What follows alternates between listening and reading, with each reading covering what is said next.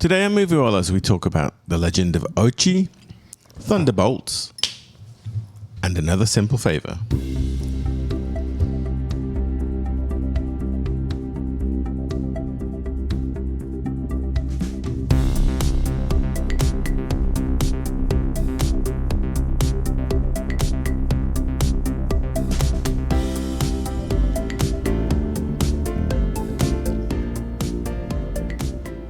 It's time for Moviewallas. Hi, this is Joe. Hi, it's Rashmi. And Yazdi as well.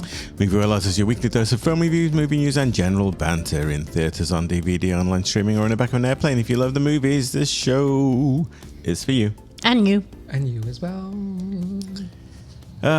We are. Do you think we should come up with a dance for the people on camera for the theme music? Oh. No. Because it could go viral, like the, what was that one? The one that I like doing. I don't know. I don't know what you're doing. You know, this one. You kind of look like you're constipated. I know, I do. Wait, is this from Schitt's Creek, the Alexis dance? No, it's the, I'll find it. Anyway, Come on. irrelevant. Yeah, well, But- wasn't there that whole TikTok dance Yeah. where people were like doing the mashed potato and the... Oh, no, I don't even know what that one Yeah, is. no, there was a big viral TikTok dance that was like in the media like a couple of years ago. Well, why don't you come up with a viral TikTok dance? I might do that. And then we'll... And you guys will do it if I come up I'll with do one. it. Oh yeah, Excellent. We should work on ways to go viral. Okay. Can you force being viral, or does it have to be organic? I think it has to be organic. Like, If we I mean, could, people everybody do would silly it. things, has yeah. anyone concocted their own viral phenomenon? Don't eat. Yazdi was trying to eat my nuts. Well, mine are almost... See, I have no almonds remaining. Oh, do you like almonds? No, it's fine. You're welcome to have. I don't love almonds. What we are talking about is the bowl of Kirkland We extra all have fancy. our Ramekins, delicious own yes. little blue ramekins full of mixed nuts, and Yazdi warmed mine, and they were rather tasty. You microwave. Microwaved, but I don't love almonds. See, I leave all the almonds Oh, to I the love end. almonds, Well, then why okay. don't you have my almonds and I'll Okay, trade well, you? finish it. Okay. Yeah, yeah, we can barter. Okay. This is terrible radio. This is Okay, sorry. Terrible podcast. Let's All right. movies we recommend. Yes. Are we doing some picks this week? No, we're not. Gonna Yeah, do- we are, no, we are, well, we are. we I have just three haven't- movies to talk about, so Okay, we don't have okay. time, I guess. Or Okay. unless you have one ready. I have. Yazdi has All one. right, then And I let's can talk about it for a while. let's go unscripted. Okay, I'm going to find one. Unprepared, and I'll quickly. I'm going find to do one. a Joe. Go ahead, Yazdi. Tell us in our usual segment of I can't find anything to watch on video on demand. What has been in your video on demand queue? So, everybody knows that we love foreign films, and there were many an amazing foreign film which were up for contention last year for the Oscars for Best Foreign Film. One which made the shortlist but did not kind of make the top 5 is the Thai movie How to Make Millions Before Grandma Dies. Oh, I heard about that one. And it's streaming. I'd heard about it as well, and that it was like in the top 10 for a lot of people. And it dropped on Netflix, and I watched it, and I am really angry that, the Oscars committee did not pick this as one of the top 5. It's an amazing film. It's a tearjerker. I'll read you the one-line sentence, and you're going to one-line summary, and you're going to roll your eyes. But this movie does everything with an abundance of. It's sentimental without being fake. That's a very, very hard line, I think to to walk. Yeah. And the summary of the movie is that a young man becomes a caretaker for his ailing grandmother. That's it. And, it's set in the current generation where nobody wants to take care of the people who are older. And we all deal with, older people in our family who kind of need caring leading up to their passing. And it's just a lovely film. The lead actors are incredible. Nobody makes a sudden turn to become, holy and pious. People are who they are, and it reminded me of my own grandparents. It reminded me of my parents. It reminded me of the time that we all, unfortunately, have to spend taking care of, our dear ones who are, essentially ailing. So anyway, watch this movie. It's only 2 hours long. It's lovely. It's like a warm hug. Today's Mother's Day, but I think after you watch this movie, you will call, your mother and your grandpa and your grandma and your uncle and everybody else. And Yazdi, it sounds reminiscent of the one which Aquafina. Is it got the same vibes? You know which one I'm talking about? Yeah, where she won the where she won all the accolades. Yeah, I think that was called The Farewell, was it? Yes. Yes. With her nine. Yeah. Yes and no. Okay. I think it's in the general ballpark, because in Asian cultures, it's frowned upon that if your grandfather or grandmother are ill and they have just X number of weeks or months remaining, to put them in a nursing home or put them somewhere else. And so both of those movies, The Farewell as well as How to Make Millions Before Grandma Dies, kind of deals with that issue, how essentially this kid who is 16 years old and he just wants to play video games all the time is forced to take care of his grandma. Aww. And he initially starts to do it with the expectation that she would bequeath him some money. And he comes at it with all the wrong intentions. Again, even as I'm saying, and you know how this is going to play out, but it's how it's done. It's not sentimental. It's how people land up hurting each other. It's just lovely. I felt very human after watching it. Okay, and that gave me enough time to come up with one of my picks. And this is actually one of my favorite movies from the Coens. It is the 2008 masterpiece called Burn After Reading. So good. It has a stellar cast, including Brad Pitt, Frances McDormand, George Clooney. Tilda Swinton's in this. This is, I think, one of the best Coen movies ever. It's a caper. It's funny. It's dramatic. Tilda Swinton is in it too, yes. right? Yeah. It's clever and smart and witty. I love this movie. Burn After Reading on Netflix. People tend to think of, when they talk about the Coen brothers, they think of No Country Well, the for Old Coens Men. now, right? Aren't they the Coens? Yeah. No, I think you're mixing with the Wachowskis. Oh, okay. I wasn't sure if they were still... That's right. They're still brothers. Yes. They don't make movies together, though. That's right. It seems they've taken a break. Yes. But nobody brings up Burn After Reading. And I think Burn After Reading, It's a masterpiece. When it was released, it was thought of as a piffle or a light confection. Yeah. But I think the movie has stayed so long because it's so clever. And it's Love it. just... Brad Pitt, if anybody says, oh, Brad Pitt is just in movies because he looks good, watch Burn After Reading. Well, he does look good in it, but he is a good actor in this one. He's a brilliant actor. Yeah. Yes. It is often overlooked. You're right. Yeah. It's a fun one, and I remember loving it at the time, and I want to see it again. Me now. too. And it's very, very funny. If I brilliant. if I recall correctly, And surprising. Okay, I am going to recommend something that I don't do very often, which is a horror movie. Oh. And it is the 2022 movie Smile, which is getting a release on Netflix in May of this year. So have either of you seen Smile? No. I'm too scared. I saw Smile 2, but I didn't see the original Smile. Oh, okay. I'll be interested because I haven't seen Smile 2. I heard that it was not so good. And it doesn't surprise me in the sense of Smile itself is really the extension. Should have been Frown. Well, the first one is definitely Smile. The Rotten Tomato rating on it is like 80%, so people quite like this one, as did I.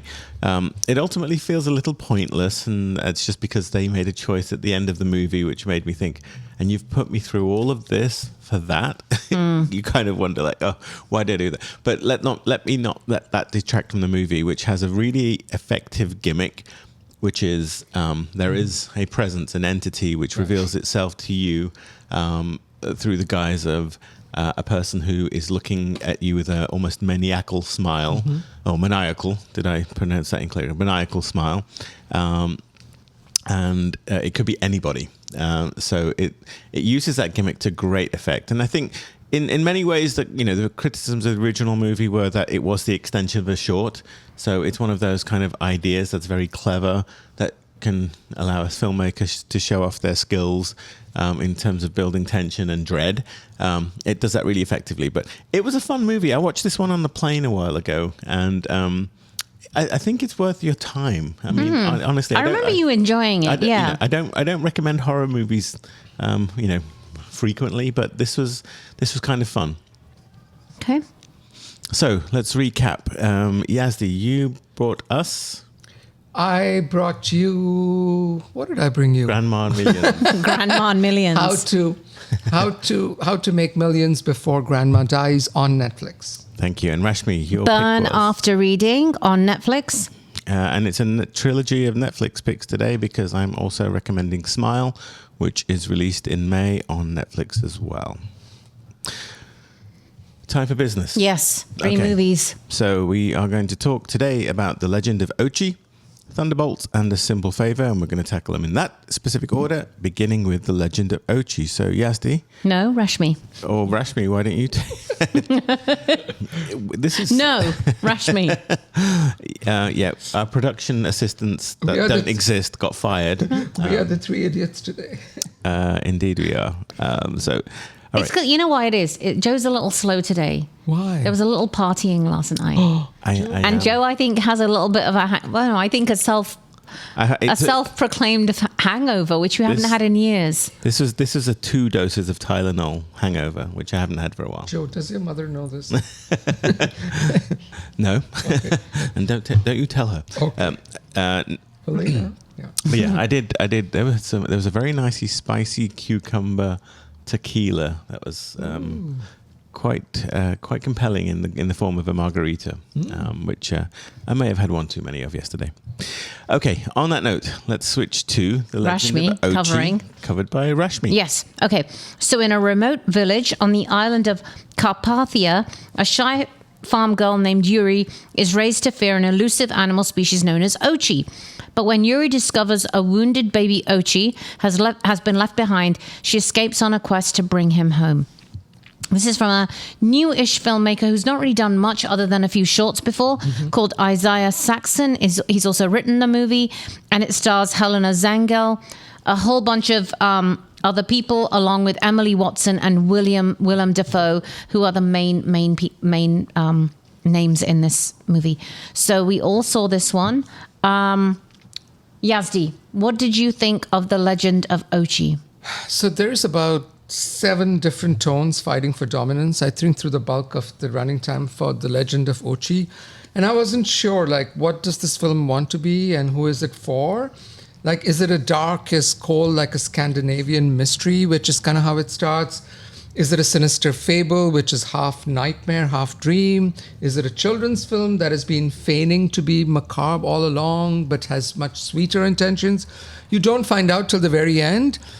And the more I thought about this movie, I think the fact that I was kind of struggling, what is this movie? Where is it going? What does it want to be? Is actually, I think, a strength of the movie. But we can talk more about it. Okay. Joe? Yeah, I mean, this was a struggle for me in the moment. And I think because I was, like you, Yazdi, kind of trying to find meaning and a deeper meaning in what was being presented. And I think what was actually playing out in front of me was...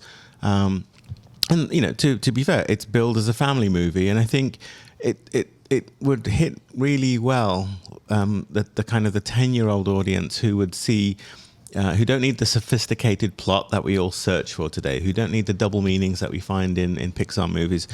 So to me, if I play it out as kind of a straight telling of a story in a simple way without any kind of a deeper meaning, I think it worked really well. The characters, the Ochi, were very, very cute. I didn't understand their kind of, background and lore, but I think this is a good one for the kiddos. I just struggled to keep my deep interest, but it never completely lost my interest either. For me, it felt too reminiscent of an E.T. or a How to Train Your Dragon without having the emotional heft that those two movies bring. And so for that reason, it didn't quite work for me. And I think that, coupled with the fact that the main protagonist, the Yuri character, was a little dull, and not charming enough for me to be rooting for her, coupled with the fact that I didn't quite understand the world they're living in, and the purpose of, like, I got that she is she's living with her father, who's raising her and her brother as a single parent. But then there's this kind of weird boys' camp going on. I couldn't quite grasp onto anything that made me invest in the movie, and then it just felt too derivative. Yeah. I couldn't tell, like, when it started, I almost felt like it was in the girl with the dragon tattoo territory. Yeah. Because, Yeah. because she was so closed off and kind of almost felt like she might be on the spectrum, which is fine. I mean, representation all the way. Then it became kind of like, I'm like, oh, is this movie like trying to be Lamb? Which I would have loved. Remember that movie? Yes, I love that movie. And I thought that also, with Noomi Rapace. Yes, and I would have yes. loved for this movie to be Lamb, but it wasn't. Then it kind of went into Pan's Labyrinth. And Right. then by way of Gremlins, it ultimately settles into E.T. So I think it... In that way, the ending was a little disappointing because it held so much promise in terms of, where is this movie going? And then it kind of settled for cute, which is fine. I think for the 10-year-old, 11-year-olds, that'll be fun. Yeah. I still I think parts of the movie will be pretty scary for some 7, 9, 10, And 11. it feels quite violent. It is. Even though there wasn't a lot of violence in it, it's quite violent, I thought. But that's why I think it's aimed at that kind of 10 to 14 demographic. It's too dark for younger kids. That, if I was to take a 6-year-old, their parents would never forgive me because the child would have nightmares for the rest of their days and not sleep for weeks. If I was to take a 15-year-old, I think they might be a little too cynical about this being a kids' movie. But I think there's enough wonder and fascination in the world and the story to carry a 10 to 12-year-old through. I think I would have found this endlessly fascinating at that age. I would have watched it with complete intrigue and these creatures that are fascinating, that live off the beaten track, that are misunderstood in the way that in so many movies, Frankenstein and the horrific creatures which are somehow part of nature that man goes to hunt. Willem Dafoe is wonderfully Willem Dafoe and batty in this. Yeah. But again, I think he's kind of scary and terrifying, and in a kind of a creepy Roald Dahl type way. He's disgusting and you don't like him, and he's so all of those kind of elements would have appealed to the kind of the Roald Dahl. Now that as soon as I said that, I was like, yeah, that's the kind of theme that it kind of had for me, without the joy and the playfulness and the comedy. But I would have loved this, I think, at that age. Yeah. The other piece for me was that I didn't quite get, is it even trying to be maybe a climate type movie or a nature, like trying to sell us a parable. Parable on kind I don't of think they were living going in for that. harmony, but it didn't quite end up there.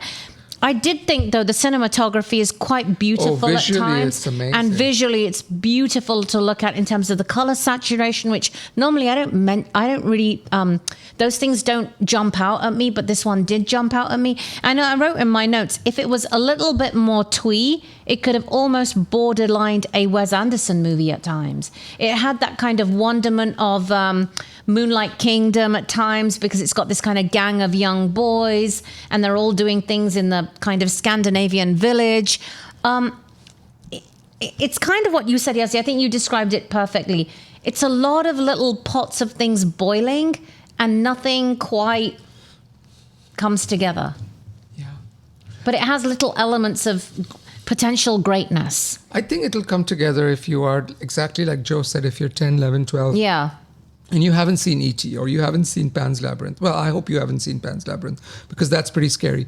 But if you haven't been down this story arc, then this kind of will really kind of be heartwarming for you. Yeah. I don't know if a tween would appreciate the visuals, but they are amazing. Yeah. They are pretty good. And I think the one movie I didn't think of, which thank you for bringing up, Rashmi, was How to Train Your Dragon, because the whole point of a movie is is to look at a long considered enemy with kindness, right? And to try and understand that enemy, right? In this case, the entire village kind of hates these mythical creatures which live somewhere. It's all myth, and people don't even know if it's real or imagined. And then, the story progresses. I think for me, the single biggest reason to watch this movie, not that we needed a reason, but like you said, it's a testament to the wonderment that is Willem Dafoe. He takes this, he kind of makes the film make sense, and he grounds it, and his character goes through an arc that was never wanting for belief, right? Just how he says things. He could have overdone, the quirky part. He could have overdone the sinister part. He could have overdone the kindly part. Yeah. But he holds it all together very well, I think. I mean, this is why we have Willem Dafoe in the movies. Anything else, Joe, you want to add? No. I mean, I'll wrap up my thoughts. I mean, again, I think it focuses in my mind on a very, very narrow demographic. I've said that earlier on, so I'm not going to repeat myself. But I think outside of that, it will struggle to find love from its audience. I'm looking at Rotten Tomatoes right now and looking at the verified kind of audience. It is literally like, my 7-year-old grandson was thrilled to see it. Other people are saying, what a waste of an evening. I spent $55 taking my entire family to see this, and we all walked out halfway through. So and I can understand both reactions. I'm gonna give it a 5 out of 10, maybe a 6 out of 10. I think is probably where my heart lies, because I think this was a well done movie. Just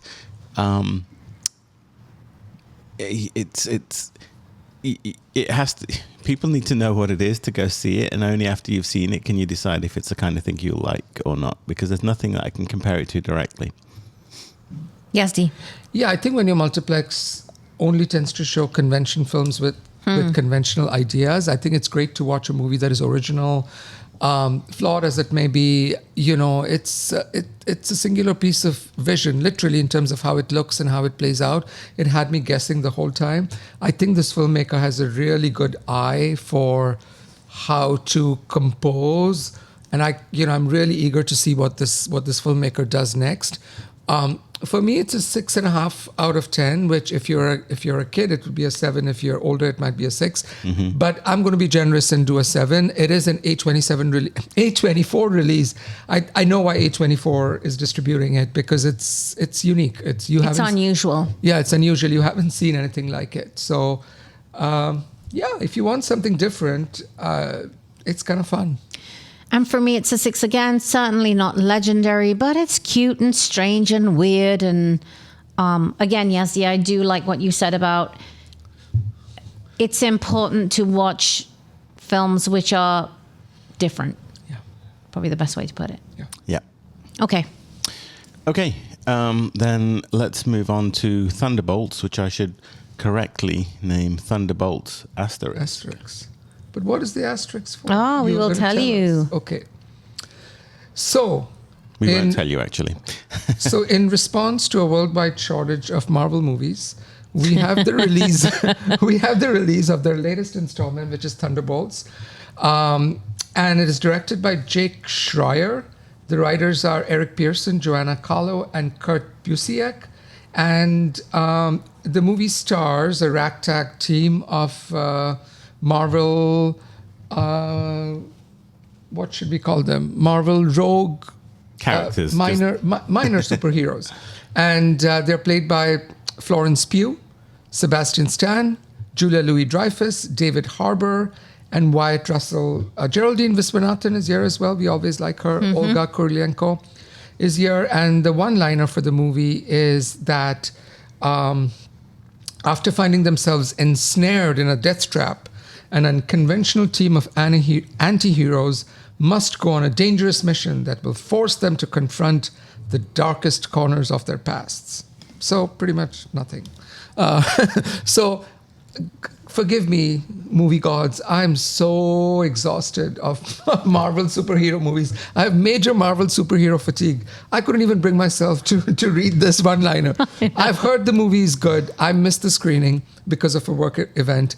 But tell me that I do need to check this out. You need to go check this out. Okay, good.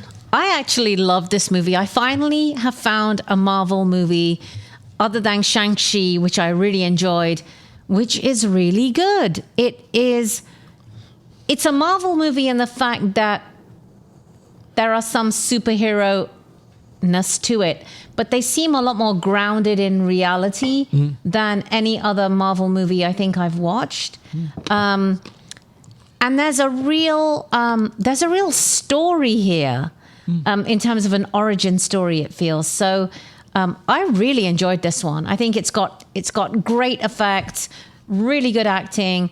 I love this idea. The idea it plays with almost borders a little bit on mental health, and I love that. I really enjoyed this movie. I agree with a lot of things that you said, apart from the mental health thing, which I think it's all about mental health. Okay. I mean, I don't think they even dance around that topic. I mean, I think they're making a straight play towards, the shadows of mental health. And I think they send some good messages along with that. Yeah. So, look, I mean, these movies are so review proof. I don't even know that it's even worth us talking about it, because anyone that's listening to this has probably seen the movie already. And if they're a fan. Yeah, or if they're like Yazdi, not that interested because it's another Marvel. Look, they have a formula, and the formula, it has, it's like an equation where they can dial certain things up and down, but you end up with the same outcome. And so what we have is a superhero movie. We have some themes that are explored, some fun and games, and a big crash bang end, and then some post-credits themes. But all of it is polished to a fine sheen. So it all works from the beginning to the end. The movie draws you into its world, pulls you into its characters. It's by the numbers in that regard, but it works really, really well. And there's a darkness to this, which Marvel has always played with. If you even the famous, who was the one that was played by the Snap? Thor. No, Thor. Thanos. Thanos. Thank you. That kind of dark, all-powerful villain that a bunch of characters have to come together to overcome. We know what's going to happen. We know how this is going to play out. How they do it is very inventive, and the movie is always engaging. Yeah, this one seemed a bit more thoughtful, though. I mean, of course, the action is fantastic, and it was really, really inventive as well. But a lot of this has to do with how I kept in my head, when I was watching Florence Pugh on the screen, somehow I kept comparing her to the Scarlett Johansson Black Widow. Because she's from the same universe. Yeah, she's from the same universe. And I kept thinking there was something similar about those two characters in some way. But Florence Pugh really delivers here. I mean, she's a fine actress, and we've talked about her in the past. But she's doing this really good Eastern European accent, which seems very authentic. But just this...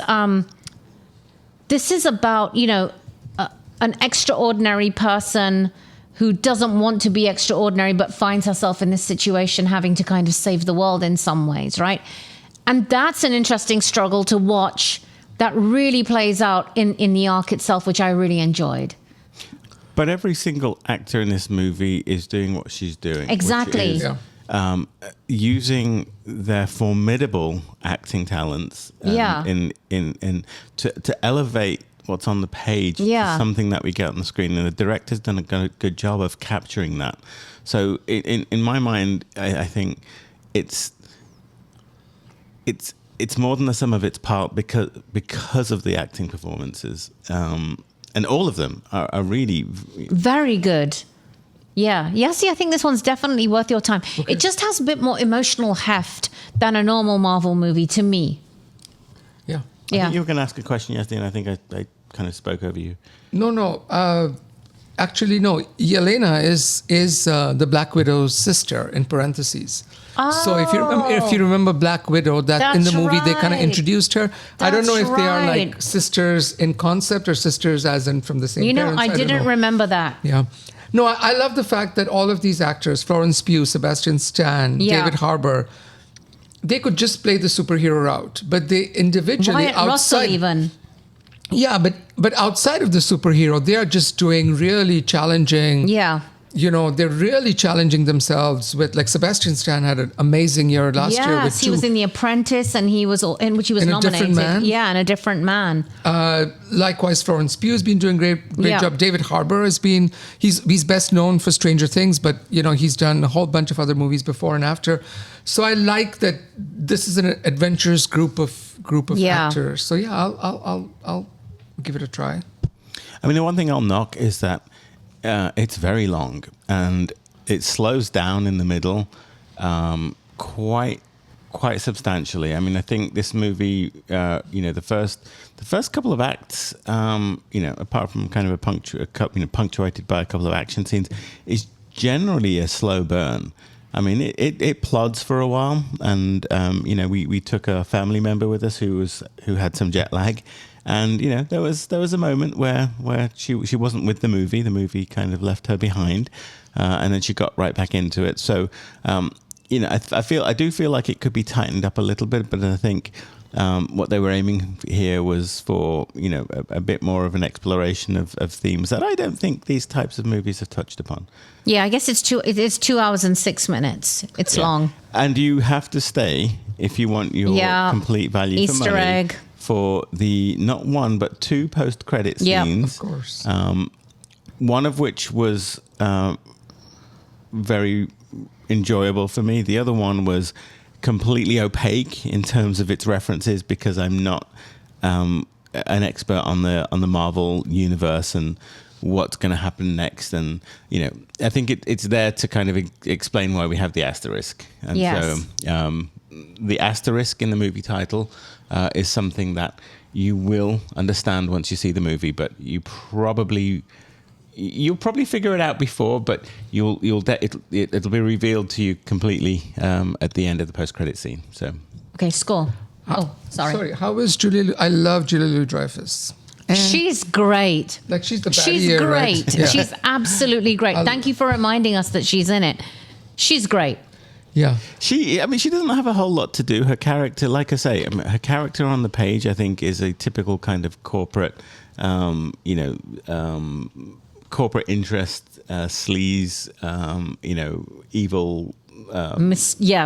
But again, as I've said, when you bring actors of this caliber to this type of material, they handle it in a way which makes you, which entertains you and appreciate, what they're doing. Yeah. So, she. I mean, even her character's name is Valentina Allegra de Fontaine. It's a perfect name for that character. And who was her sidekick? Geraldine Viswanthan, and she's great. She's was great. So much fun in this. She's so And good. she had a very important role in ultimately in kind of the way that the plot played out. She was in Drive Away Dolls. She was in. She's great. So many movies. Yeah. This is a weird place to put to plug something in, but I'm going to plug it in. My favorite podcast by wide margin right now. Other than Moviewallas. Other than Moviewallas, is Julia Louis-Dreyfus does a podcast called Wiser Than Me, and she has I've heard about amazing that. women guests. And I was driving for 2.5-3 hours a couple of days ago. Mm-hmm. We were going to a film festival, and I actually was sad when my drive ended because I was just listening to the podcast back to back, and they're so much fun. She's amazing, Julia Louis-Dreyfus. She really is. And I know Anyway. you've been a big Veep fan for a long, long time. Yes, okay. All right, Joe, do you want to score this one? So it's going to feel stingy, but I'm going to give it an 8. It's a solid Marvel movie, and like I say, I mean, I think these things are kind of review proof, but I'm glad that once again Marvel has succeeded, because they have hit and miss lately, right? But on this particular movie, I think there's an importance to this turn of the franchise that they didn't want to get wrong, and they didn't. And I think they delivered a solidly entertaining, and thought-provoking is maybe too strong a word, but they do explore some themes that I think may open up conversations that people should be having about mental health. So, a solid Marvel movie. Yeah, I wasn't going to say a stingy 8. I was actually going to give it an 8 as well, Joe, and that's a solid 8. I loved it. Good stuff. Yeah. Okie doke. The final movie that we are here to discuss today is Another Simple Favor.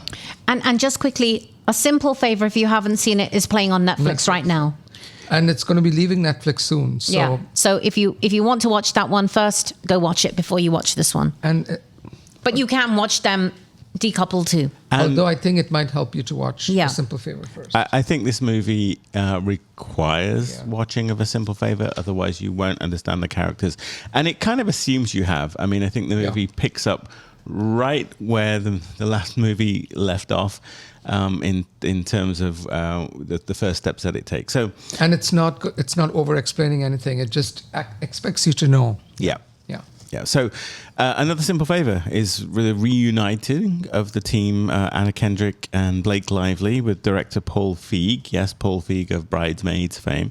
A Simple Favor came out a couple of years back, and honestly, I think that year it was one of my favorite movies. Mm-hmm. It was so playful and naughty, and it messed around with my expectations, and really was, it was one of those double cross type movies which was always one step ahead of me. I had so much fun watching it, and I think when we did our countdown of that year, it was probably in my top 3, which surprised me, but I enjoyed the heck out of it. So the gang is back again. I'm going to recap the synopsis here on Rotten Tomatoes. So Stephanie Smothers, played by Anna Kendrick, and Emily Nelson, played by Blake Lively, reunite on the beautiful island of Capri, Italy, for Emily's extravagant wedding to a rich Italian businessman. Along with glamorous guests, expect murder and betrayal to RSVP for a wedding with more twists and turns than the road from the Marina Grande to the Capri Town Square. This movie is out now, I think, on Amazon MGM Studios Amazon Prime service. So this is something that you can stream immediately upon listening to this podcast. The question is, should you? Yazdi. I can throw the movie on the ground and jump on it and poop on it and pee on it and then dig it and throw it into the ocean, or I can embrace it for what it is. And I'm happy to do either one. I've seen people do both for this movie, but my personal feeling is that sequels are hard to do. They have to be twice as good in half the time. We've talked about this before. And sure, you can punch 600 holes into it, and you will. But at the end of the day, it is fun. The actors are game. The script is in hammy overdrive. I am a Paul Feig stan. I will watch anything he does. I just like his sensibility and the kind of humor, a more sophisticated humor that he always brings to the screen. And everyone is roaming through an impossibly gorgeous Capri. So you get what you came for. I was actually happy with this. We can talk more about its faults. Rashmi. I really like this movie. It's super fun. It's not as smart as the original, but again, like Yazdi said, this has got great costume, great production. Anna Kendrick is a joy to watch. I just love watching her play this character. She's note perfect. And the fact that it's in one of my favorite places of all time, well, that just adds another point. So it's definitely worth a watch. I think it's a super fun ride. Okay, so I'm going to have to be the antagonist today. Oh. Look, I enjoyed A Simple Favor so much. Yeah, you did. Because of its cleverness. This one just felt to me like the gang wanted an expenses paid trip to Capri. Yeah. It wasn't a story that had to be told. In fact, there's some major concessions that you have to just swallow right at the beginning of the movie. So it was all kind of annoying in its setup because I couldn't believe any of it. It was so preposterous from the get-go that I was like, so initially there was a lot of friction. My brain was just resisting this movie. But like Yazdi said, look, at the end of the day, I kind of looked at the nod and the wink. Everyone knew exactly what movie they were in. Everyone knew their dialogue was quite ridiculous at times. And they played to it. So overall, it ended up being kind of a fun caper, but I cannot shake the enormous disappointment that, it's not even in the same universe as the original. Yeah. This is a by the numbers sequel made for sequel purposes so that I don't even think they care about making money off this movie. I think they just wanted to do it in Capri and spend a few months there in fine hotels on a production budget. There's nothing wrong with that. That's not why movies should be made. So sorry. No, after you. Because I thought the language was really spicy and interesting, and I liked the dialogue. So are you saying that you didn't like it? I struggled with it. I'll be honest. Yeah, I mean, again, the performances make up for some of the awkwardness of the writing, but it wasn't even trying to live in a place of believability. Not even once. Yeah. And A Simple Favor I could kind of accept, right? Even though it was ridiculous. Yeah. But I could kind of accept the comedy behind it and the cleverness behind it. Here, I think the difference is with A Simple Favor, it was a very clever movie. Another Simple Favor is trying to be clever. And the gulf between the two things that are ostensibly similar is miles apart. It's no a talented Mr. Ripley, right? It's not that movie, right? Although it is set similarly on an island in Italy and where everybody's beautiful and so forth. So no, I agree with you. It's not aspiring to be this great testament to wit or any such thing. I think it recognizes how stupid it is at every step as it's going, and it's like, let's just dial up the stupidity. I think the other issue, and I'm not at all defending this movie. I think clearly this movie was made with considerably less ambition than the original one. No question about it. Absolutely, yeah. But I think the other thing to keep in mind, at least for me, is when I saw A Simple Favor, I had not seen anything quite like that before, right? So there was the element of surprise where it's like, wait a minute, who's the good guy? Who's the bad guy? Is it Anna Kendrick seemed this goody person, but then it's revealed that, she is not that person, and Blake Lively there's so much turning of tables, constant turning of tables. And then it had a very knowing meta-ness about it. When you watch a Simple Favor, the movie's almost saying, we are too clever for you, right? Yeah. And I kind of appreciated that kind of, meta-ness of it. It's hard to do a sequel with that once you have kind of, let people know what kind of movie this is. And so they're kind of leaning into Univision telenovela level of, twists and turns. It was properly. It's hammy. It does get hammy. Right. But I enjoyed the hamminess. I enjoyed the ham. Once I surrendered to it, I really enjoyed the hamminess. It is really unbelievable. I mean, and some of the costumes are so unbelievable. Blake Lively is over the top. Yeah. And I don't know if you guys, this is Rashmi's E-News moment. So, there's been a lot going on about Blake Lively and Justin Baldoni and, that whole palaver. Did any of that play in your view of how you saw her in this movie? Because she's quite the minx in this one, isn't she? It did when I sat down to watch it, and I was like, at this point, both of them, Justin Baldoni and again, I'm not the E-News person. My news is very peripheral. But I felt at this point, Joe doesn't even know what we're talking about. Justin Baldoni and what's her name? Blake Lively. Blake Lively have dragged themselves so much into the mud that I was like, her career is ruined. I don't want to watch another movie. How is anybody going to be sympathetic to Blake Lively, the person? Yeah. But I must say, once she was in that character, that just fizzled away. Yes. And to give credit where it's due, I don't know who else could have played that character in the original as well as this one. I mean, agreed. she has that that air of haughtiness to her in terms of the which works for her. Yeah, I was just going to say, having seen all of the E-News, it didn't feel like she was acting very much. It blended with her character, this, over the top. Kind of. Although vixen. Although I think she has to do some heavy lifting in the last act, right? So, but on that point as well, it's not a spoiler, but it's on Amazon Prime, big deal. But in Sinners, we didn't mean the Amazon Prime, but anyway, no, in Sinners, we see one Michael B. Jordan handing over a cigarette to the second Michael B. Jordan, who's in the same frame. This is lower budget. Right? in this They movie, spent their budget on the location, Yazdi, not on the but effects. in this movie, no, I'm actually seeing the opposite thing. In this movie, there were two Blake Lively's interacting with each other very physically, and it looked very credible to me.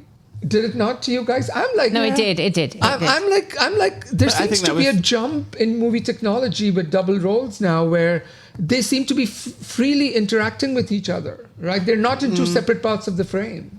I think the wires were a little easier to see in this Really? one. Yeah, Okay. through some judicious cuts and body doubles and Right. and backs rather than fronts. But no, I mean, look, the film craft has evolved to the point where you can do these kind of things seamlessly, and so I wasn't as wowed by it as I was in Sinners, Okay. because that was like, let's show you how good this can be done. Here it was just Well, one Blake Lively was sleeping on the that was was crazy. sleeping on the what? Chest. The chest of another Yes. Blake Lively, and I was like, how did they do that? Anyway, I'm sure I know how they did it with CGI, but I was also surprised. Maybe I need to go back and watch the original again, but I was surprised at how the use of the F word, and I'm not a prude. Yes. It was just endless. Everybody was constantly throwing the F word, which seemed overkill for this movie. I don't know. And then the other thing, plot points. Blake Lively and Henry Golding's son is in the movie, and his father dies, and then the next day he's at a wedding like nothing's happened. I'm like, what's going on with this plot? What is going on with this plot? Like, this kid should be crying that his dad was killed 2 days ago, and he's at this wedding seemingly at everything. So that's what I mean by there's major plot holes. Well, no, but that lies at the heart of my irritation with the movie, because again, I think we didn't have those moments in A Simple Favor, whereas here you can just see that they've written. It's more larky. It's very larky. No, they've written a caper and they haven't spent time fixing something simple like that, which was very jarring to me as an audience member. Yeah. Like, I wasn't supposed to be thinking about that. There's a better sleight of hand they could have pulled in terms of even just a time sequence to help us understand what is happening there, right? So again, it was. It's more obvious. It was like, let's make a sequel, draft one, action, and that I couldn't shake the fact that this was not. There was not as much love poured into the script as A Simple Favor one. But Well, it's clearly a moneymaker. Yeah. But a part of me was, it looked so beautiful. And I thought, the island of Capri needs to send them money for for tourism, right? I mean, the whole thing is shot in Beautiful. Capri. And those parties are ridiculous. I'm like, did they use up all the flowers in Capri for this party? There's one party where there's 1 million flowers and it's not CGI. And so anyway, Okay, I kind of score. liked it. Yazdi. Oh, It's sure. It's preposterous. more poop. No, it's preposterous as hell. People start dropping like flies. But I don't know. I mean, I think, and it's all very telenovela, and it has double and triple and quadruple, turns. But at the end of the day, once I recognized this movie is not trying to be super witty, I just said, let me just go on this ride, watch these beautiful people be mean to each other, and people die for weird reasons. And I kind of enjoyed it. So I was going to give this a 6 out of 10, but I'm going to bump it up to a 7 out of 10 for the only reason that they chose to call this movie Another Simple Favor and not A Simple Favor -2. Which really annoys me when it's like, and I know why they do it, for the marketing purposes, right? They want to avoid any confusion. This is the second part of A Simple Favor. But I'm glad instead they're calling it Another Simple Favor. 7 out of 10. It's fun, mindless, ridiculous, silly. I recommend people watch A Simple Favor first and then this one. Joe. I can't shake my disappointment over this, but it's because I hold the original first movie in such high esteem. This one commits the cardinal sin in my mind of being lazy, and I'm annoyed by that. I'm upset by that because I think this IP, these characters deserve much, much more. So I'm going to give it a somewhat angry 5 out of 10. I think the only consolation here is that it is on streaming. So they're not asking you to go and, pay $30-$40, whatever it is for a couple to go see a movie these days. It's a night in. Put Amazon Prime, if you have it, hit play. You won't be upset by it, but see the first one again. And it is a little better use of your time. Yeah. It is a little spicy. I wouldn't watch this with kids. No, goodness no. This is hard R. Yeah. Look, I think this is deliciously naughty, and I did like the spicy dialogue, and I love the costumes, even though they are so over the top. It's ridiculously over the top, the whole thing is. And so for that, do me a favor and go watch this. 7 out of 10. Yeah. Okay. Sorry, I'm going to say one last thing. like the one place where they say at the start of the movie, people fall to their death from this all the time. So many people have pushed others. When it actually happens at the end of the movie, it's been telegraphed all along. It's so frigging gorgeous. I was like, I don't care who falls here. I'm just glad that it's so gorgeous. But yeah, it's that kind of movie. Yeah. I mean, it's very much more tongue-in-cheek. Like, it's just the whole thing is tongue-in-cheek. They all know what they're doing. They all know the characters they're playing. And they do a fine job. Yeah. Yeah. And I must say, I know it's not very ambitious. Sorry, we're still talking about this. But I like the fact that through the majority of the movie, like the first 3/4 of the movie, I was extremely distrustful of the Blake Lively character. I still did not know whether she was good or bad. Not good or bad, if she can be trusted or not, because everything we know from the first movie tells us, heck no. So I liked the idea while I was watching the movie, like, can I trust this character in a second round again or not? No, I mean, that's the shtick. I mean, that's Anna Kendrick's dilemma. It's like, what am I doing here with this person who I know is going to screw me over? I mean, but again, to me, if you're going to bring the characters back, then give them a little bit more ambiguity. All right. We could probably talk about it for another hour. Yeah, we probably will. But we're not going to, because we have another podcast to record. Yes. Coming up, our take on the 2025 Indian Film Festival of Los Angeles. So the film fest is over, but we will obviously... our memories of it are not. And we will tell you a couple of the movies that we got to see and a little bit more news from the festival then. So do check out our next podcast coming soon. Until then, it's too many movies, too little time. A goodbye from me. And me. And me as well.